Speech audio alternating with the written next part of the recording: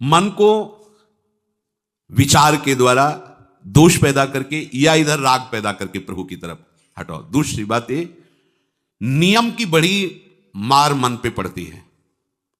मन को मारने के लिए नियम का बहुत पालन करना जरूरी है। आप अपनी दिनचर्या ऐसी बनाएं, या गुरुजनों से जो पास हुई दिनचर्या, आपके पास प्रातः काल से शयन काल तक 1 मिनट भी खाली नहीं होना चाहिए। ये आप देख लो, जो अभी तक चर्चा हुई वो पूरे संसार में दोष दृष्टि करके भोगों के प्रति या प्रभु पे महत्व बुद्धि करके छोड़ दो, राग छोड़ो। वास्तविक कहीं सुख नहीं है। आप लोग देख लीजिए, विवेक से देख लीजिए, अभी तक सब वही करते रहे हो जन्म जन्मांतर। अब हमको मन की ये जो बलवान वृत्ति है, प्रमथन स्वभाव वाली वृत्ति है, इस पर अंकुश करना है। कैसे करना है? प्रातः काल जगने से लेकर शयन तक 1 मिनट भी आपका खाली नहीं होना चाहिए। आपकी दिनचर्या में होना चाहिए। नियमित दिनचर्या बनवा लीजिए या बना लीजिए अपने बड़ों से, अपने पूज्य जनों से पास। हमारी ये दिनचर्या जीवन में उसका उल्लंघन नहीं होना चाहिए। ऐसी दिनचर्या नहीं, कागज वाली दिनचर्या नहीं, आपकी वास्तविक दिनचर्या जो है वही होनी चाहिए।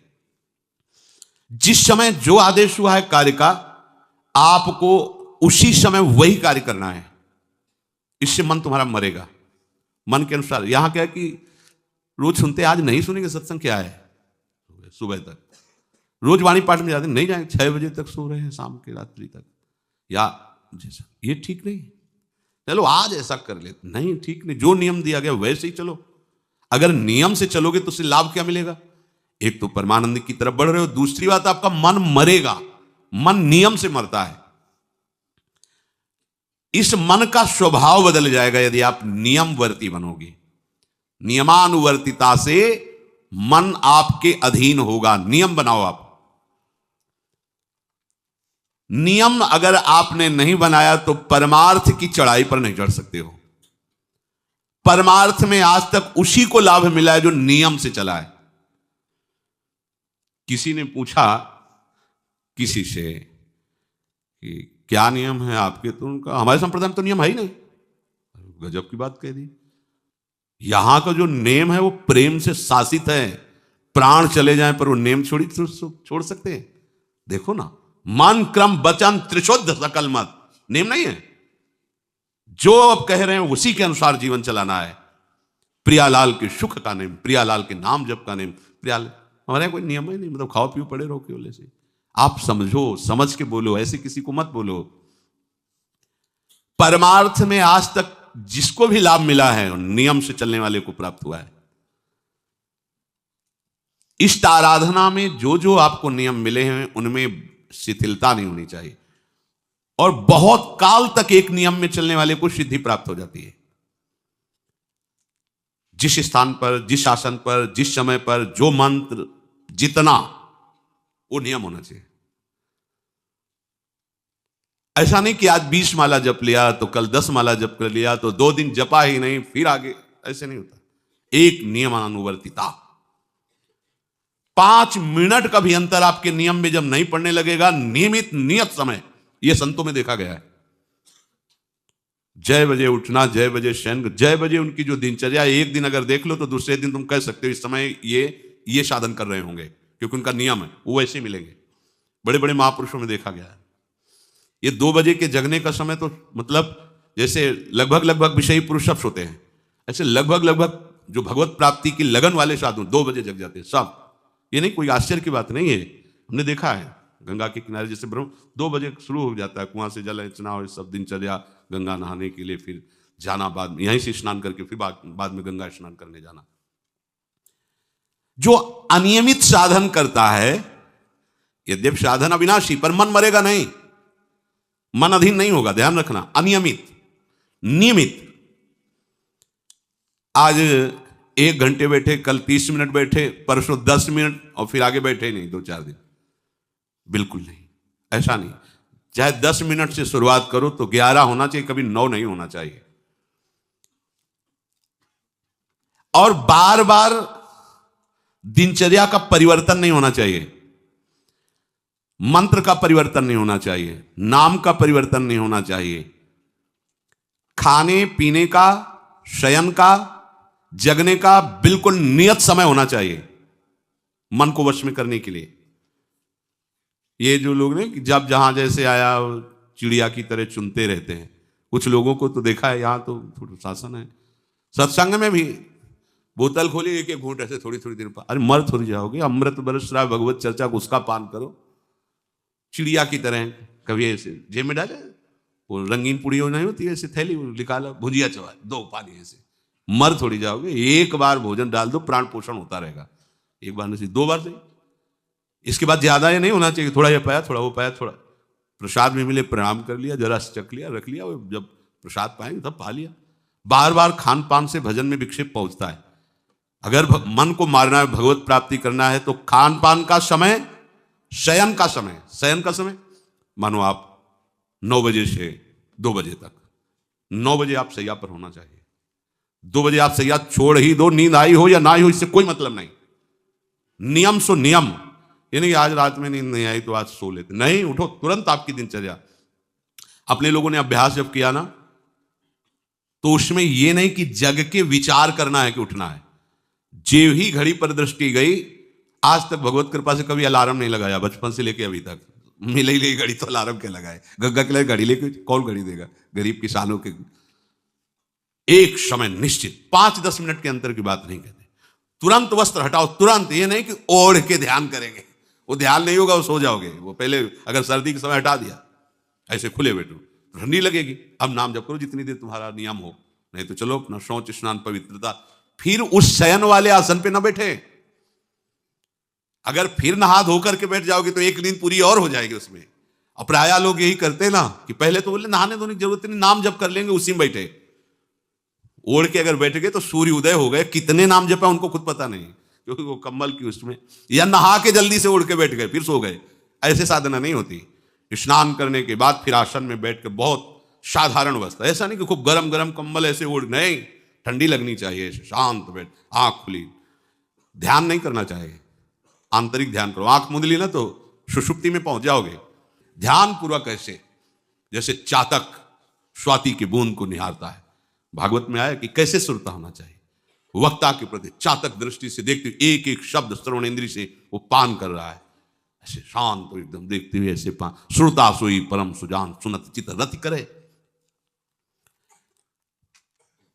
आपके वस्त्र पहनने का ढंग, चलने का ढंग, बोलने का ढंग सात्विक होना चाहिए।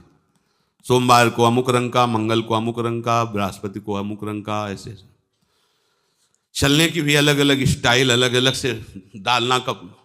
अगर भगवत प्राप्ति करनी है तो सात्विक, सात्विक चाल हो, सात्विक भाषा हो, सात्विक वस्त्र हो। इनका भी बहुत प्रभाव पड़ता है, वस्त्रों का भी प्रभाव पड़ता है, चाल का भी प्रभाव होता है।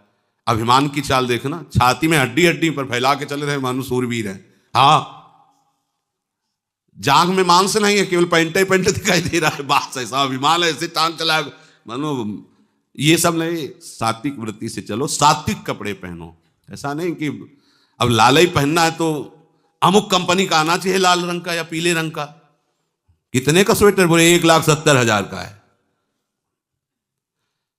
अपना जीवन सात्विक हो, सात्विक वस्त्र भी वस्त्र, और हमारा चलना भी सात्विक हो, हमारा बोलना भी सात्विक होना चाहिए। अब इसके बाद उपासक को देखो, ये तो नियमावर्तिता हुई, अपने मन के ऊपर हर समय दृष्टि रखनी। उपासक शब्द इसीलिए है, विषयी पुरुष नहीं रख सकता।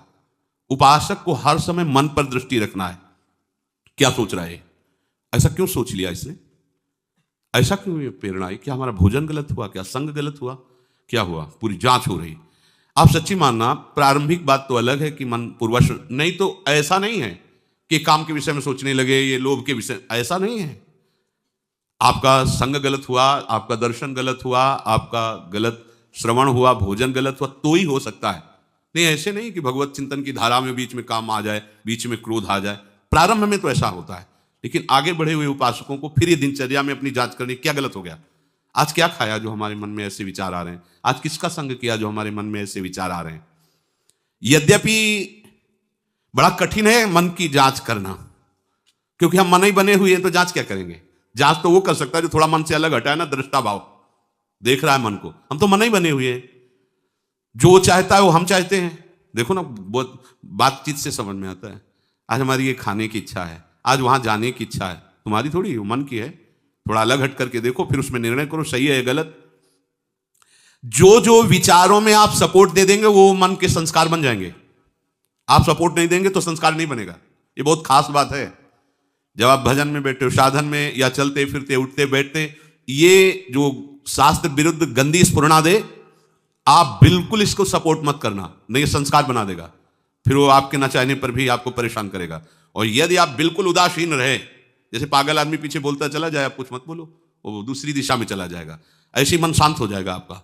ये आपको फेंकता, आप परेशान मत होना, ये फेंकता रहेगा जो उसने जमा किया है, फिर शांत हो जाएगा, फिर नष्ट हो जाएगा, उसका विषय स्फुरण नष्ट हो जाएगा। अगर कहीं मन भगवत संबंधी सलाह दे तो उसको दुलार करना चाहिए, सराहना करें, वाह आज आपने बहुत सुंदर बात। मन आपको कभी कभी अच्छी सलाह दे, और जहां आपको बुरी सलाह देने लगे तो फिर उसको धिक्कार दो कि प्रभु से बढ़कर तुमको ये लगा, प्रभु के नाम रूप से बढ़कर लगा। अंदर होना चाहिए, बाहर भले मत। ऐसे हो गए ना, वो सुधरने लगेगा। बस ये अच्छे से ध्यान रखो, जब ये गलत प्रेरणा करे तो या तो एकदम उदासीन, और या फिर इसको डांट लगा दो, प्रभु की तरफ चलना है, क्या गंदी बात अंदर। नहीं नहीं, अभ्यास से मन असत कार्यों को छोड़कर भगवत कार्यों में लगने लगेगा। धीरे धीरे जब इसको स्वाद मिलेगा तो पूरा का पूरा ये आपके अधीन होने लगेगा। ऐसा नहीं है कि मन वश में नहीं, मन वश में की वश की बात, मन की ताकत नहीं होती कि विषयों में चला जाए। आप करके तो देखो भजन, नहीं ऐसा होता तो पूरा जीवन बर्बाद हो जाए। फिर जो मन ही वश में नहीं होता फिर क्या, नहीं ऐसा नहीं। पूरे जीवन को पढ़ा है। साधु की सबसे बड़ी पढ़ाई मन की होती है, वो मन को पढ़ता है, पूरे जीवन मन को पढ़ा है उसने, देखा है मन, अब क्या परिवर्तन, अब क्या परिवर्तन, अब क्या स्थिति, अब क्या स्थिति। सच्ची मानिए, एक दिन मन मनमोहन बनकर के अनुभव करा देता है। कहीं और अनुभव नहीं होता, इसी में अनुभव होता है। निहाल कर देता है, धन्य धन्य कर देता है। बस इसके असत वासनाओं, असत चेष्टाओं, असत स्फुरणाओं का आप साथ न दें तो ये आपसे अलग हो नहीं सकता, ये भगवदानंद में डुबो देगा। इसे अधिक से अधिक भगवत चर्चा सुनाओ, इसे अधिक से अधिक प्रभु की छवि के दर्शन कराओ। देखो, भरो, मन में भरो, खूब भगवत चर्चा करो। प्रभु की श्री विग्रह, आप जिस कमरे में शयन करते हो उस कमरे में कहीं भी कोई सांसारिकता नहीं होनी चाहिए। परिवार की फोटो या किसी अन्य आकर्षणकारी वैभवशाली की फोटो, ऐसा नहीं। या कोई अपने आराध्य देव गुरुदेव संत भगवान, एक से एक भगवत प्रेमी महात्मा, उनकी संतों की छवि, प्रियालाल की छवि, जिधर दृष्टि जाए भगवत स्मृति में लगा दे। उठते बैठते अपना तो कमरा अंदर से ऐसा ही होना चाहिए, पूरे कमरे में नाम लिख लो, राधा राधा राधा वल्लभ सिंह, राधा राधा राधा राधा, या लिखी हुई टांग, बहुत आपको लाभ मिलेगा। जिधर अब राधा राधा राधा, अखंड स्मृति। और उस जो आपका वास्तविक साधन कक्ष हो, शयन कक्ष हो, अगर ऐसा हो जाए तो बहुत बढ़िया है। अन्य का प्रवेश ना हो, कोई भी हो, सदगुरुदेव की सिवा, आराध्य देव की सिवा, उसका आप देखना, इसका बहुत बड़ा प्रभाव होता है। कई बार इस बात का अनुभव हुआ कि जैसे बाहर मन विक्षिप्त हो गया किसी बात से, किसी उपासक से, और जे भी एकदम जैसे एकदम बदल गए व्यक्ति, और भजन बड़ी तीव्रता से होने, क्योंकि वहां परमाणु भजन के वो भागवती कक्ष होता है। इसके लिए भाई जी ने भी सावधान किया। अगर ऐसा हो जाए तो, मान लो असुविधा है तो कोई बात नहीं, अगर ऐसा हो जाए कि भगवत मार्ग के पथिक का जो वास स्थल है, जहां वो शयन करता है, बैठता है, उसमें संसारिक पुरुषों का प्रवेश ना हो। इसलिए हो सकता शब्द लगाएगा, एक ही परिवार में रहते हो, आप ऐसा झगड़ा करोगे कि हमारे कमरे में ना जाए कोई रिश्ते नातेदार या अन्य परिवार के सदस्य, कठिन हो जाएगा। अगर हो सकता हो तो भगवत प्रेमी महात्मा के सिवा, भगवत भजन करने वाले के सिवा प्रवेश न हो। तो आप देखोगे उस कमरे में ऐसी परमाणु आ जाएगी कि आपका मन वहां प्रवेश करते ही भजन में लगने लगेगा, बड़ी शांति का अनुभव होगा। इसे खूब भगवत चर्चा सुनाओ, भगवत चर्चा करो, और भगवत श्री विग्रह के दर्शन कराओ, बड़ा लाभ मिलता है। जैसे आप जहां शयन कर रहे हो, सामने अगर अपने आराध्य देव की छवि हो ना, बार बार बार बार दर्शन का शौक, और कभी कभी तन्मयता एकाग्रता करते हुए अगर शयन कर जाओ तो स्वप्न में वही छवि के दर्शन करते हुए पाया जाता है। एकाग्रता का बड़ा महत्व है। अगर आप नाम में एकाग्र करके सो जाओ तो आप देखो जगते समय आपके वही नाम चलता मिलेगा। मन के कहने में कभी अपने आप को मत फंसाओ। मन लोभी, मन लालची, मन चंचल, मन चोर, मन के मत चलिए नहीं, ये पल पल में कुछ और, ये भटकाता रहता है। जब तक ये प्रभु की तरफ आपको प्रेरित ना करे तब तक इसको अपना दुश्मन मानकर इसका विरोध ही करते रहिएगा। मन का जैसे अपने दुश्मन के प्रत्येक कार्य पर निगरानी करने वाला दुश्मन के प्रहार से बच जाता है, क्योंकि हर क्षण वो सावधान रहता है, वैसे ही जो उपासक मन पर नजर रखकर इसे दुश्मन के भाव से देखता है वो सावधान रहता है और मन के प्रहार से बच जाता है। जहां कहीं ये उल्टा आपको ले जाने के लिए करे, बस इसकी सुनना नहीं, बिल्कुल इसके विरोध में हो जाना। ये बड़ा बलवान है पर तुमसे बड़ा नहीं, ध्यान रखना, ये तुम ही से बलवान है, तुम ही से खा पी के तुम्ही को पटकेगा अगर इसके अनुकूल रहे। और अगर आप अपने, तो ये इसकी ताकत नहीं आपको गिरा दे, क्योंकि बिना सपोर्ट के आपके कुछ नहीं कर सकता। पक्का आप सपोर्ट मत कीजिए, ये आपका कुछ नहीं बिगाड़ेगा, पर इसका स्वभाव है कि एक क्षण में अपने अनुकूल कर लेना। जहां दिखाया कि हम आपको ऐसा सुख प्रदान करेंगे, जल रहे हो ना, अभी आनंदित हो जाओगे तो आप दस्तखत कर दोगे, जी बस वो ले गया। आपके दस्तखत के बिना कुछ नहीं कर सकता। कई बार इससे उपासक को हारना होगा, क्योंकि बताया नहीं वो दस्तखत करवा लेगा, पर तुम साहस मत छोड़ना इसके परास्त करने का। सैकड़ों बार ये हराता है। सच्चा उपासक वही है कि गिर करके, हार करके भी उसको हराने का उत्साह न छोड़े। ये हरा देता है, बहुत बार हरा देता है, क्योंकि पूर्वाभ्यासी बहुत दांव पेच जानता है, हमको अपने अधीन किए रहता है। कई बार तो ऐसे ढंग से हराता है कि समझे नहीं आता कि मुझे हरा रहा था क्या। जब हार गए तब लगता है हाँ हार तो गए, इसका मतलब हमको हरा रहा था। हिम्मत मत हारना, जीत तुम्हारी होगी, क्योंकि तुम प्रभु के सीधे अंश हो और ये तुम्हारी ताकत से बलवान हो रहा है। दृढ़ता से लड़ो तो दिन दिन तुम्हारा बल बढ़ेगा और मन का बल घटेगा, और यदि इसका सपोर्ट करते रहोगे तो इसका बल बढ़ेगा, तुम्हारा घटेगा। तुम इस पर जिस दिन विजयी हो गए तो ये मन न रहकर श्री कृष्ण हो जाएगा। पर ध्यान रखना, ये बहुत चतुर है, ये कभी डरवाएगा तुमको फिर अपने अधीन करेगा, ऐसा ही होता है। कभी फुसलाएगा, कभी लालच देगा, कभी बड़े सुख का प्रलोभन देगा, परंतु तुम इसके धोखे में मत आना, भूल कर इसका विश्वास न करना। अपनी हिम्मत टूटने न पावे, लड़ने में कमी ना होने पावे, इससे लड़ाई लड़नी। यहां मन से तो लड़ते नहीं, बाहर झगड़ा करते घूम रहे हैं, इससे लड़ो, ये बेईमान जो हमको परास्त कर रहा है। अंत में आप देखोगे आपकी आज्ञा पर खड़ा हो जाएगा हाथ जोड़, अब जैसा आप जैसा, ये विश्वासी सेवक बन जाएगा। मन को कभी निकम्मा मत रहने दो। अब तो सब हो गया, वाणी पाठ भी हो गया सब, 3 घंटे तो कोई बात है नहीं, 3:30 बजे शाम के जाना है। 3 घंटे में वो इतना मसाला एकत्रित कर देगा कि 3 महीने में तुम सत्संग के द्वारा उतना सामग्री नहीं एकत्रित कर पाओगे उसको हराने के लिए। बहुत चतुर है, इसको खाली मत रहना। एक आदमी ने भूत सिद्ध किया, भूत सिद्ध हो गया। भूत ने कहा कि काम बताओ हमें, अमुक काम, एक क्षण में कराया, और बताओ। और क्या बताएं? बोले काम नहीं बताओगे तो उठा पटक देंगे तुम्हें, हम तुम्हें मार देंगे हम। वो जो भूत सिद्ध करने के लिए मंत्र दिया था, वो गुरु के पास गया, बोले महाराज वो तो कह रहा मार डालेंगे अगर काम नहीं बताओगे। ठीक है, एक लंबा बांस खड़ा कर दिया और कहा इस भूत को आदेश करो, इस पे उतर चढ़ो, जब तक हम कोई काम ना बताएं तो यही तुम्हारे ऊपर का विषय। बस ऐसे ही मन भूत है, उठाक पटक देगा आपको किसी न किसी विषय में। इसको काम बताओ, क्या राधे श्याम राधे श्याम राधे, चढ़ते उतरते रहो, इसे नाम में चलते रहो। जब और कोई काम होगा तो बताएंगे, चलो सेवा कर लो, बाड़ी पाठ कर लो, नहीं है ना, राधे श्याम राधे श्याम राधे श्याम। पक्का समझो भूत है, मार देगा तुम्हें। अगर राधे श्याम रूपी बांस में इसे चढ़ाओगे, उतारोगे नहीं तो पटक देगा किसी न किसी विषय में, फिर छाती जलेगी, दिमाग खराब होगा, डिप्रेशन में पहुंच जाओगे। ये ऐसे ऐसे कर्म करवा देता है कि लगता है अब भी इसकी जरूरत है। प्रभु के होके, प्रभु का नाम जप करके, प्रभु के मार्ग में अब भी इसकी जरूरत है। जो तुमने किया, जो तुमने सोचा, जो तुम सोच रहे हो, इसकी जरूरत है। बहुत सावधान, नाम कभी छूटे ना इसको उसमें। ये निकम्मा मन बर्बाद कर देता है। निकम्मा रहोगे तो इधर उधर की बातें सोचेगा।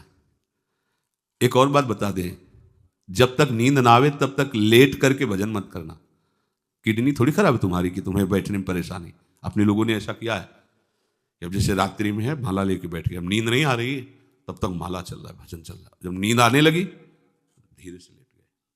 माला छाती में रखा है, अगल बगल कोई अपने माला में ही है। अब लेट करके कि नींद का इंतजार, तो नींद तो आए कि ना आए, लेकिन ये क्या क्या प्रोग्राम आ जाएगा वो आप देख लो। नए साधक सावधान नहीं रहते तो दुर्दशा अपनी कर लेते हैं क्रियाओं के द्वारा, अन्य चेष्टाओं के द्वारा। शयन के समय बहुत सावधान रहने की जरूरत है। दिन भर तो आपको ऐसी सेवाएं मिली हैं, ऐसे साधन मिले हैं जो भगवदानंद में डुबोने के लिए पर्याप्त हैं, लेकिन जो आपका पर्सनल समय है उस समय आप सावधान रहना। अब आप फुर्सत में लेट गए, जे भी फुर्सत सोच के लेटे कि सब हो गया, अब उसका प्रोग्राम शुरू मन का। अब आपकी इधर उधर चित्तवृत्ति, फिर मोबाइल जो पास है तो फिर क्या कहना है, मन को तो मानो अमृत मिल गया, वो आपको प्रेरित करेगा। जहां आपने कोई गेम ये वो नौटंकी नाटक की, जहां बस उसको मसाला मिल गया वो आप काफी है, वो आपको ऐसी जगह पहुंचा देगा कि सुबह दिनचर्या में हाजिर नहीं हो पाओगे। कहां है वो? बोले अभी तो आया ही नहीं वो। क्यों? मन ने उसको परास्त कर दिया, इसलिए नहीं आया। बहुत सावधान। ये निकम्मा रहेगा तो बुरी बुरी बातें सोचेगा। खास बात है दिन भर सावधान रह सकते हो माना, लेकिन शयन के समय जब आप अपनी सैया पे गए, अब होश ठिकाने रखो, बिल्कुल सावधान। यहां थोड़ी तुम्हें सावधान रहने की जरूरत है, अभी तो सावधान आई हो, नहीं तो अभी खड़े हो, तुम्हारे पितर तक तृप्त हो जाएंगे अभी है। लेकिन कमरे में सिटकिनी बंद, अब शयन के लिए गए, अब होश में, यही होश खो जाते हैं। ध्यान रखना, मन आपसे ऐसी चेष्टाएं कराएगा, क्रियाएं कराएगा, ऐसा दर्शन कराएगा, ऐसा सोचवाएगा, पूरे दिन की साधना को मटिया प्लेट कर देगा, पोछा लगा देगा। हमारी प्रार्थना मान लेना, जब तक नींद ना आवे तब तक सोने के लिए आप लेटना नहीं। यदि जवान साधक हो, माला हाथ में, ऐसे दोनों हाथ कब्जे में है, जवान से नाम या मंत्र अंदर। अब थक गए, सो गए तो ऐसे सो जाओ, आपकी शैया परम पवित्र है। और अगर घंटा 2 घंटा इंतजार नींद का, तो पक्का वो भ्रष्ट करा के रखेगा, पक्का। हमारी बात लिख लो। सावधान, शयन के समय हर उपासक सावधान। उस समय विशेष आवश्यकता आपको भजन की है, क्योंकि वो एकांत है और आपके ऊपर उस समय मन को हावी होने का अवसर मिल गया। इसलिए सावधान। सत्संग को सुना जाए, मनन किया जाए और आचरण में उतारा जाए, और इस भूत को हर समय नाम रूपी बांस पे चढ़ाते उतारे। राधे श्याम। राधा वल्लभ श्री हरिवंश, राधा वल्लभ श्री हरिवंश।